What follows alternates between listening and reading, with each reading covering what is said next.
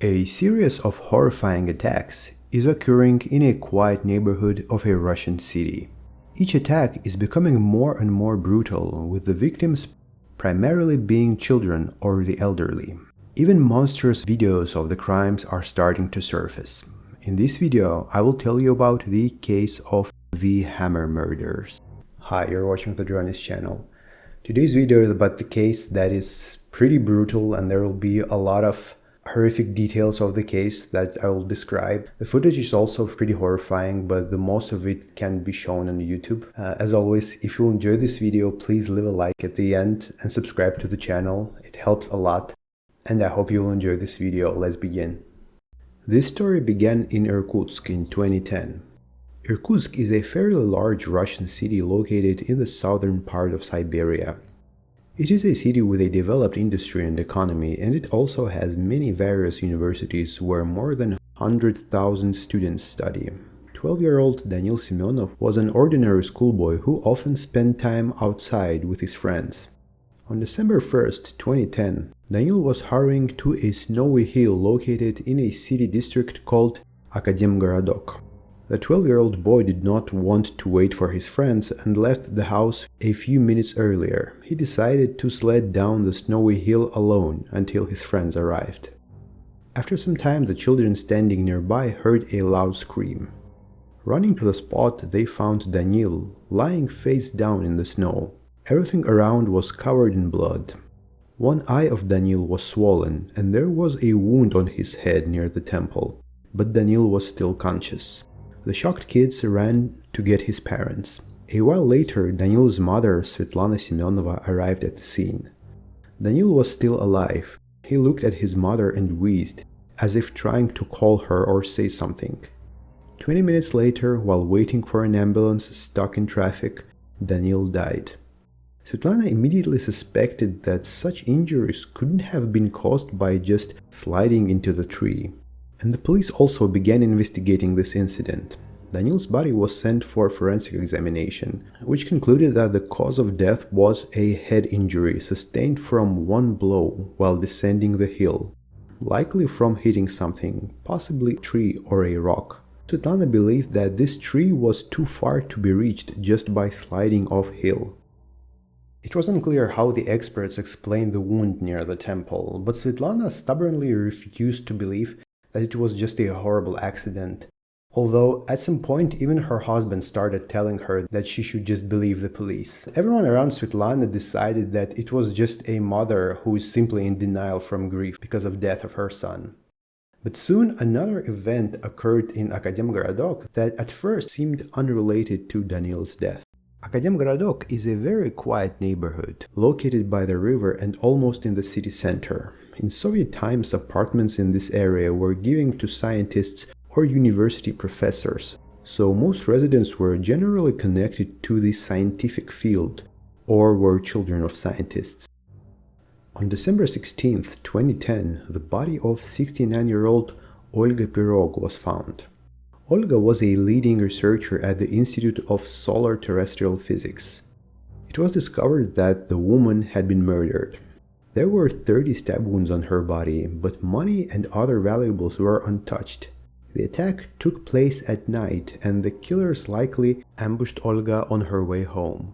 Her body was found 20 meters from where Daniil Semyonov died, but at the time, no one noticed the connection. The investigation into Olga's murder led nowhere. The police found no significant clues, and soon another attack occurred. School coach, a 22-year-old Ekaterina Karpova, was returning home from the school gym where she worked, accompanied by her young sister Oля. While walking, she was talking to someone on the phone, and Ekaterina was pregnant at the time. They were walking through a dark and deserted area in the park when suddenly Ekaterina was struck from behind. She fell to the ground, and her attackers continued to beat her with a mallet.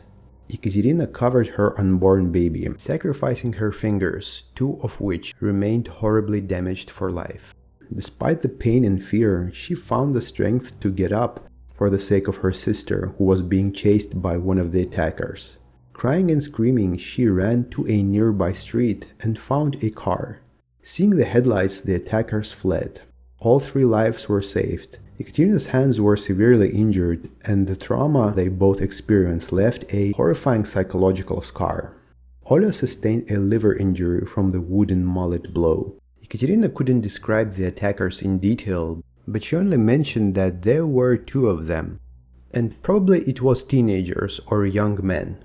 During New Year's celebrations on January 1st, another fatal attack occurred. Around 5 a.m., unknown individuals attacked a homeless man near garbage containers, delivering about 40 blows with heavy objects, including to the head. The homeless man later died in the hospital, and his identity was never established. He was listed as corpse number 20 in the criminal case. The attackers took nothing from the crime scenes, which indicated that they were psychopaths who simply wanted to just kill someone. Panic was spreading not only through Academgorodok, but all over Irkutsk. People were posting flyers all over the streets warning other citizens about the dangers, and there were many rumors circulating the area. People were talking about mysterious murderers or some psychopath who just recently moved to the neighborhood and started to kill. And the murders continued. On January 13th, a drunk student returning home from a nightclub was attacked. He managed to escape, but he was diagnosed with lacerated head wounds, a concussion, and a skull fracture.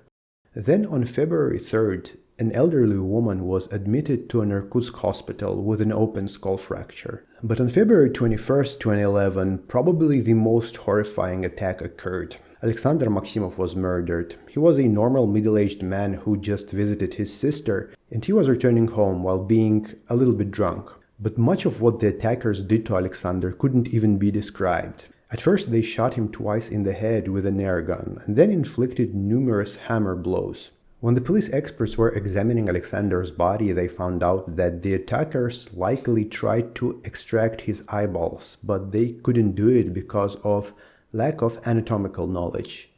The attack on Maximov occurred right outside the apartment building where he lived, but none of the residents saw or heard anything. Alexander's body was found later in a horrible state. Academgorodok now was flooded with police patrols and undercover officers, hoping to catch the criminals on the spot. By evening, the area was deserted. People were scared and parents escorted their children from schools. Residents formed patrols and joined the police. Despite the intensive search and panic, the attackers still managed to evade everyone. On February 26, 2011, an attack was made on Nina Kuzmina, an elderly woman sitting on a bench near her apartment building. At first, Nina was struck hard on the head, and then the attackers inflicted a flurry of blows. She tried to shield her head, but soon she lost consciousness. All she could do before that was to scream, "Help, they're killing me." No one in Nina's apartment building heard the scream, but a resident of a neighboring building on the 5th floor heard it and opened his balcony window. The attackers were frightened by the sound of the window opening and ran away. Fortunately, Nina was saved by the doctors despite the horrific head injury, but she did not remember any details about the attackers. Дикий удар по голове, вот в буквальном смысле зеленые искры поскакали. Это вот был первый удар, как сказали мне мои врачи, которые меня зашивали, что этот удар был либо битой, либо металлической трубой обрезком. А потом тут же следом стали наноситься другие удары. После второго, третьего удара я уже ничего не помню. Он открыл балкон, и на звук открывающего балкона меня оставили в покое, то есть убежали, да. Если бы не он, я была бы очередной вот из тех, которых похоронили. Overall, their actions were very cowardly. Their victims were either elderly people or children, and they only attacked men if they were heavily drunk. And it became evident that after the recent attacks, the murderers understood that normal passers-by are not the greatest victims for them. They fought back, screamed, and caused too much trouble. So they started attacking mostly homeless people, because usually they try to stay away from other people in deserted areas, and sometimes they sleep drunk, so they were easy targets for the attackers. So on the night of March 10th, 2011, a homeless man was attacked on the path near the park. He was shot twice in the face with an air pistol, and then his body was dragged into the bushes. and the attacker started stabbing him in the head, groin, and chest. Later, 2 homeless women were attacked. Both of them survived, but they received severe injuries. On April 3rd, the victim was a homeless woman named Alevtina Kudina, born in 1948. She was killed in a wasteland near one of the scientific institutes. The attackers again tried to take body parts from the victim by cutting them off. After body of another victim was found, the patience of Irkutsk residents ran out. A rally was held in Academgorodok about the ongoing events. By then, there was information that the attackers were aged from 16 to 18 years old. With the help of witness and victim interviews, a rough sketch was created. The police visited almost all the residents of the area, showing them sketches and informing them about the attacks in hopes of finding any leads. And soon a man came to the police department and reported that he knew who was committing the attacks. When the police tried to find out what he knew, the man provided a flash drive containing a video file with truly horrifying content. In this video, 2 young men approached the body of a homeless woman. They narrated all their actions and discussed which body parts they should take. Then they attempted to cut them off the victim's body. The identity of one of the young men was established. It was 17-year-old Nikita Litkin. As it turned out, the flash drive was brought to the police by his uncle. It accidentally came into his possession. He had lent Nikita his camera for a while, and when he came to retrieve it, Nikita wasn't home, so he took his camera with the flash drive still inside. Nikita likely has forgotten to delete this file. After finding the video, Nikita's uncle feared that he might become his nephew's next victim, so he hurried to the police. Soon Nikita Litkin was detained.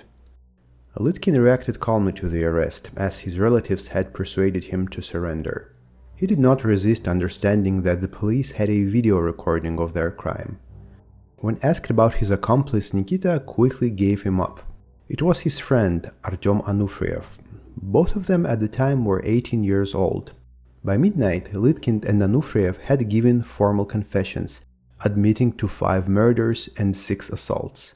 When Anufriev signed the protocol, he, imitating famous Russian serial killer Alexander Pichushkin, told investigator Yevgeny Karchevsky, who was interrogating him, quote unquote, "As one character said, give me a glass of whiskey and a cigar, and you'll learn so much new about this life that your hair will stand on end." The video that was brought to the police captured the last victim of Anufriev and Litkin. Anufriev was holding the camera while Litkin held a knife, commenting as he tried to cut off an ear to take it with him. And both Anufriev and Litkin did not refuse to talk to journalists if they were asked for an interview. In this interview, Nikita Litkin talks about the last murder they committed, a recording of which ended up in the hands of the police. Мы сидели у меня дома, потом пошли, ножи купили, для этого специально. У Артема раскладной был, у меня обычный. И пошли как... там колодец был возле леса.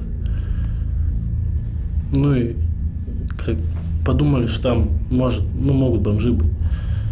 И там бомжиха спала. Мы подошли. Я взял нож и в шею воткнул. И дальше продолжили резать ее. Потом убежали уже. Потом вернулись через некоторое время. Взяли, Артем камеру взял, и снимал. Что снимал? Происходящее. А я подошел с ножом к ней, делал уже это все. Что все? Ухо отрезал. Потом глаз выпил. Руку еще попытался отрезать. Никита, зачем вы убивали людей? Мы как хотели...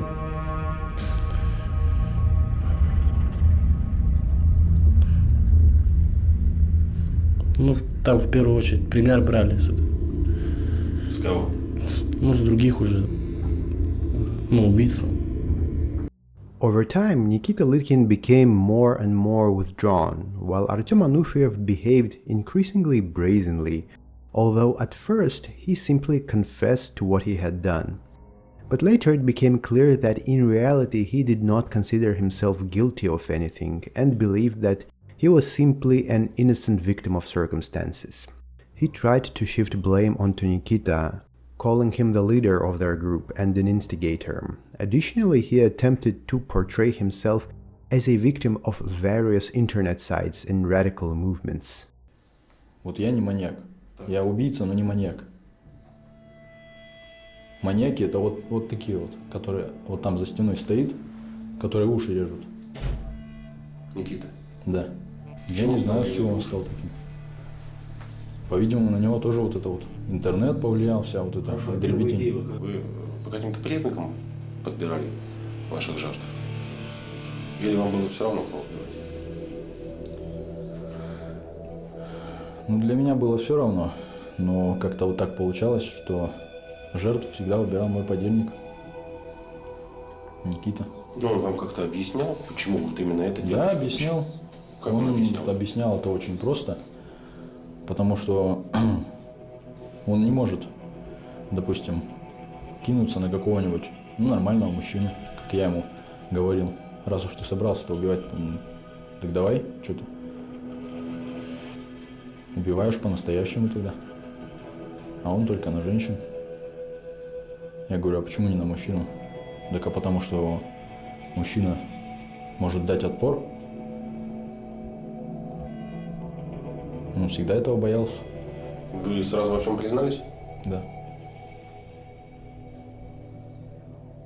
Так а что таить-то уже? Так уже все понятно. Раз такие видео на компьютере лежат, кто еще мог совершать это все? As you can see, Artyom Anufriev showed no remorse and believed that Nikita was entirely to blame, as if he was an innocent bystander to the horrors committed by Litkin. But obviously it looked ridiculous. He was pretending to be an innocent teenager influenced by negative forces, while being an 18-year-old serial killer. Police began studying the criminals' biographies. They were curious how two young men from normal families turned into such monsters. And what was more important was to find out who was the leader and who was the follower. Artyom Anufriev and Nikita Litkin were born in 1992 and 1993 respectively, in the same Academgorodok district. The families of Anufriev and Litkin were quite prosperous. At least there was no talk of alcoholism or any criminal records. Artyom Anufriev was raised by his mother, who worked as an accountant in an insurance company. But the school director where Anufriev studied described her as a very strange woman who constantly wrote complaints on everyone. So everyone in school knew his mother, and some teachers even refused to work with the classes where Artyom studied because they didn't want to deal with his mother. And Nikita Litkin's mother worked at a shoe store. His family was pretty normal for Russia. His father left him when he was just a child, but he was returning back in the family and living again from time to time. And Nikita didn't spend much time with his father. Litkin performed well in his early years of school, but he was not very sociable and was taken to psychologists. However, he had a friend who helped him cope with the situation and protected him from other kids. But after some time, Nikita left school, but he still continued to spend time with his only friend. But no matter what school Nikita moved to, he was always facing bullying from his classmates. Some of his former classmates told the story that when they were doing anything to Nikita, he never really fought back. The only thing he just answered to all of his bullies was just saying, "Just die," and he was leaving them. But all of this made Nikita very withdrawn. Finally, at a friend's birthday party, Nikita Litkin met Artyom Anufriev, who was in the same school a year ahead. Anufriev became his new best friend. Artyom was more assertive, confident, and even brazen, but like Nikita, he didn't have good relationships with his classmates. Anufriev's mother disapproved of her son's friendship with Litkin. She believed that Nikita, who wasn't particularly interested in anything, could negatively influence her son, who was constantly involved in various clubs and sections. After 9th grade, Litkin left school. He initially enrolled in one college, then another, and eventually dropped out. And Anufriev finished school normally and entered medical school. The friends had a lot of common interests. For example, they were drawn to stories of teenage gangs allegedly cleansing society of homeless people. They were also fans of famous Russian serial killers like Andrei Chikatilo and others. Artyom was a member of a nationalist group that Nikita wanted to join too, but the group found out that Nikita's father was not of Russian nationality and they did not accept him because of that. But overall, the main common interest for Artyom and Nikita was the hatred for all of the people around them. And they even had a rock band, and most of the songs were about murder and serial killers. At some point, they started seeing each other as gods who could control fates of other people because they were much better than anyone else. Initially, it was believed that Anufriev and Litkin's first attack was the murder of Olga Pirog. But in fact, their first attack was on 12-year-old Danil Semyonov shortly before that. On that day, they walked around their neighborhood in the evening, waiting for a suitable victim and place for the attack. The 12-year-old Danil was defenseless, and no one was around at the moment to protect him. Litkin stunned him from behind with a blow to the head with a wooden kitchen mallet. And when the boy fell, Anufriev continued to beat him with a baseball bat. The wound on Danil's temple was from a small pocket knife belonging to Nikita. Semyonov was still alive when his younger brother found him. Anufriev and Litkin at the time were standing not too far, watching the Semyonov family and Danil lying on the ground. Svetlana later recalled that it seemed that her son wanted to tell her something. Maybe he wanted to say that he not just fell and hit the tree, but was attacked. And maybe if he was able to do that, Anufriev and Litkin would have been caught that day. To this day, it is still unclear why the police and forensic experts didn't understand that Danil was murdered. Maybe it was just unprofessionalism on their part, or maybe they just didn't want to solve another murder case and it was easier for them to say that Danil just hit the tree and died. But people still had many questions. How didn't they notice a knife mark on his temple? In their future attacks after killing Danil, Anufriev and Litkin could walk around Academgorodok for weeks not attacking anyone. For murders, they strictly chose dark times of the day, or it was late evening and night, or maybe early morning, because they knew that their mothers didn't suspect their absence from home, as both of them often worked at night. And they used different tools for the murders. It were mallets, hammers, baseball bats, and knives. During interrogation, Anufriev said that he mainly delivered the blows, while Litkin desecrated the corpses, and they usually finished off their victims together, delivering from 15 to 20 deadly blows. Among the investigators, there was an opinion that in the Anufriev-Litkin pair, Anufriev was the brain center and ideological inspirer, and Litkin was the executor, because it was established that most of the stab wounds to victims were inflicted by Litkin. So it was more likely that Anufriev was the leader and Litkin desperately tried to assert himself. In prison, Anufriev and Litkin had to be transferred to solitary cells because they did not get along with their cellmates, and there was a threat of retribution against them from other inmates. At the trial, Anufriev initially behaved very cynically, meticulously noting down witness testimonies, which irritated them. However, at some point, he lost his composure, cried twice in the courtroom, and finally began giving confused testimonies, trying to again pin all the murders on Litkin. He later tried to draw attention to himself by self-harming or constantly filing complaints against all participants in the process. Overall, his behavior was very similar to that of his mother, who constantly pestered the investigators, filing complaints and accusing them of trying to frame and imprison her innocent son. Nikita, on the other hand, behaved withdrawn during the trial, sat dejectedly, did not try to shift the blame onto Artyom, and did not deny his actions. On April 2, 2013, the Irkutsk Regional Court sentenced Artyom Anufriev to life imprisonment in a special regime colony, and Nikita Litkin was sentenced to 24 years in prison, which were later reduced to 20 years. Since Nikita committed most of the crimes before reaching adulthood, Artyom Anufriev's sentence was remained unchanged. partly because he did not consider himself guilty of anything and blamed everyone else for his actions.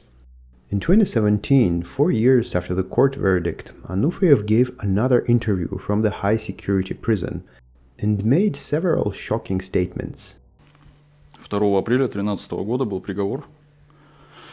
Обвинили в 6 убийствах, 8 покушениях и приговорили к ПЛС. Вы были согласны с приговором? Нет. Почему? Ну, я должен кое-что объяснить. Ради бога. Дело в том, что получилась чудовищная ошибка.